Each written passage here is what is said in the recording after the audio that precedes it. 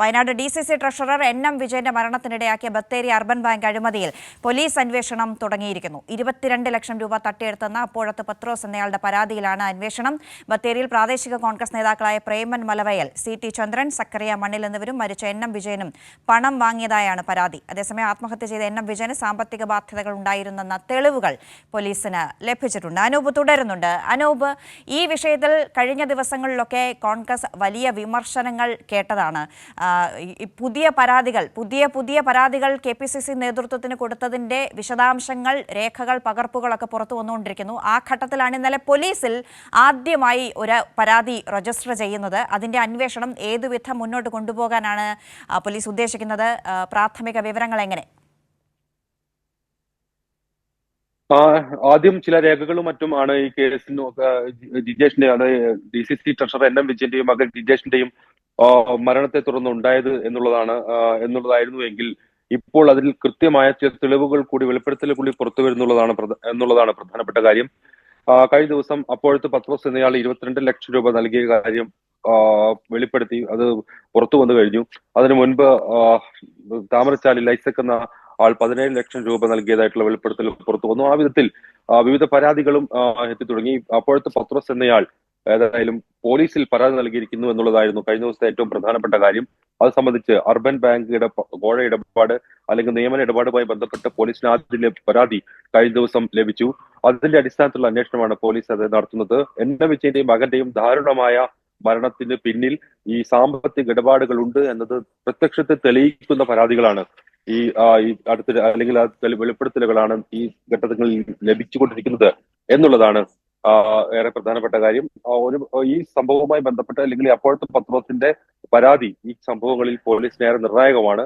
അതുമായി ബന്ധപ്പെട്ടുള്ള ഒരു അന്വേഷണമാണ് ഏതായാലും പോലീസ് നടത്തുന്നത്. ജില്ലാ പോലീസ് മേധാവിക്ക് അപ്പോഴത്തെ പത്രോസ് നേരിട്ട് നൽകിയ പരാതിയാണ്. തന്റെ മകന് ജോലി നൽകാമെന്ന് വാഗ്ദാനം ചെയ്ത് കോൺഗ്രസ് നേതാക്കളുടെ പേരെല്ലാം ആ പരാതിയിൽ വിശദമായി പരാമർശിച്ചിട്ടുണ്ട്.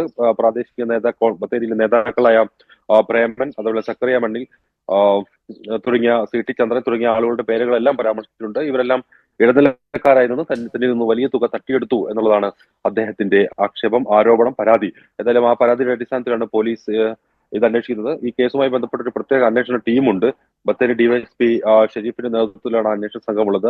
അന്വേഷണ സംഘം ഇക്കാര്യങ്ങൾ വിശദമായി പരിശോധിക്കും. ഈ പരാതി ജില്ലാ പോലീസ് മേധാവി ബത്തേരി DYSPക്ക് കൈമാറിയിട്ടുണ്ട്. ആ വിധത്തിൽ പൊതുവിൽ ഈ അന്വേഷണത്തിന്റെ ഭാഗമാണ് ഈ സംഭവങ്ങൾ എന്നുള്ളതിനാൽ അതെല്ലാം ചേർത്തുള്ള ഒരു സംയുക്ത അന്വേഷണമാണ് നടത്തുന്നത്. സ്വാഭാവിക മരണത്തിനാണ് ഈ NM വിജയന്റെ മരണത്തെ തുടർന്ന് പോലീസ് കേസെടുത്തിരിക്കുന്നത്. അതുമായി ബന്ധപ്പെട്ടുള്ള അന്വേഷണങ്ങൾ ഈ വിധത്തിൽ സാമ്പത്തിക ബാധ്യത ഇതിന് പശ്ചാത്തലമായുണ്ട് എന്നുള്ള കണ്ടെത്തലിലേക്ക് പോലീസിന് എത്തിച്ചിരുന്നു.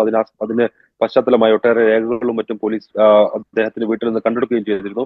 നിരവധിയായ ബാങ്കുകളിൽ നിന്ന് അദ്ദേഹം വായ്പകൾ എടുത്തിട്ടുണ്ട്. ഇതെല്ലാം ഈ ഉദ്യോഗാർത്ഥികൾ തിരികെ പണം ആവശ്യപ്പെടുമ്പോൾ ആ പണം തിരികെ നൽകാൻ വേണ്ടിയായിരുന്നു എന്നുള്ള ഒരു നിഗമനത്തിലാണ് പോലീസ് ഉള്ളത്. സാമ്പത്തിക ബാധ്യതകൾ NM വിജയന് വളരെ അധികം ഉണ്ടായിരുന്നുണ്ട് എന്ന വിവരങ്ങൾ ഉണ്ട്. അതായത് ഈ പണം തിരികെ കൊടുക്കാൻ വേണ്ടി അദ്ദേഹം ബുദ്ധിമുട്ടിയിരുന്നു എന്നാണ് KPCC നേതൃത്വത്തിന് കത്ത് കൊടുത്തിരുന്നു. IC ബാലകൃഷ്ണൻ അടക്കം ഇതിൽ ആ പണം വാങ്ങിയതിൽ ഉൾപ്പെട്ടിട്ട് പോലും അവരൊന്നും സഹായത്തിന് വേണ്ടി കൈനീട്ടിയ സമയത്തൊന്നും തിരിഞ്ഞു നോക്കിയില്ല എന്ന അവസ്ഥയൊക്കെയുണ്ട്. ആ പ്രതിസന്ധി കൂടി കണക്കാക്കിയാണ് ആത്മഹത്യയിലേക്ക് വേറൊരു മാർഗവുമില്ലാതെ കടന്നു എന്ന വിലയിരുത്തലുകളിലേക്കൊക്കെ വന്നുകൊണ്ടിരിക്കുകയാണ്. ഈ ബാങ്ക് അക്കൗണ്ട് കേന്ദ്രീകരിച്ചുള്ള അന്വേഷണം എങ്ങനെയാണ്? അതിൽ പോലീസിന്റെ ഒരു ധാരണയിലേക്ക് എത്താൻ ഇതിനോടകം പോലീസിന് കഴിഞ്ഞിട്ടുണ്ടോ?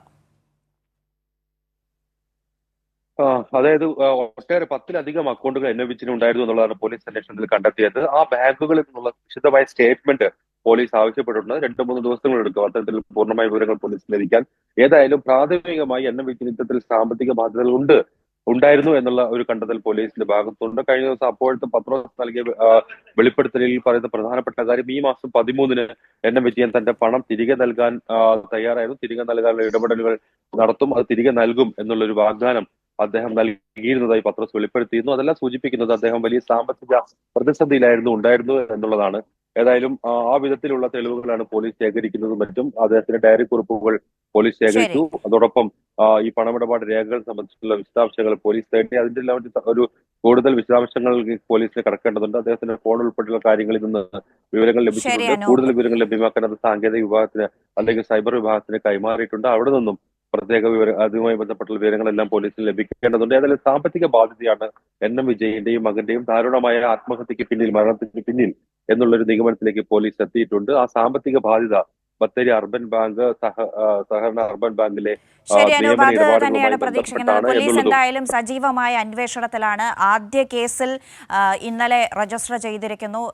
ഈ അഴിമതിയുമായി ബന്ധപ്പെട്ട ആദ്യ കേസ് ഉദ്യോഗാർത്ഥിയുടെ പരാതി പോലീസിന്റെ കൈവശം എത്തിയിരിക്കുന്നു. അതിൽ ഉള്ള അന്വേഷണം തുടങ്ങിയിട്ടുണ്ട്. അതോടൊപ്പം തന്നെ NM വിജയന്റെ മരണത്തിൽ, NM വിജയന്റെയും മകന്റെയും ആത്മഹത്യയിലുള്ള അന്വേഷണം, അത് ഏത് വിധത്തിലാണ് അങ്ങനെ ഒരു തീരുമാനത്തിലേക്ക് എത്തുന്നത്, സാമ്പത്തികമായ ബാധ്യതകൾ എത്ര ബുദ്ധിമുട്ടിച്ചിരുന്നു, അതിന് ബാങ്ക് അക്കൗണ്ട് ശേഖരിച്ച് അതിലുള്ള വിവരങ്ങൾ, ഡീറ്റെയിൽസ് ഒക്കെ എടുത്തുകൊണ്ടിരിക്കുകയാണ് പോലീസ്. അങ്ങനെ സജീവമായ വിപുലമായ അന്വേഷണം ഈ 2 കേസുകളിലും പോലീസ് ആരംഭിച്ചിട്ടുണ്ട് എന്നതാണ്. അനൂപ് KR ആണ് വയനാട്ടിൽ നിന്ന് വിശദമായ വിവരങ്ങൾ നൽകിയത്.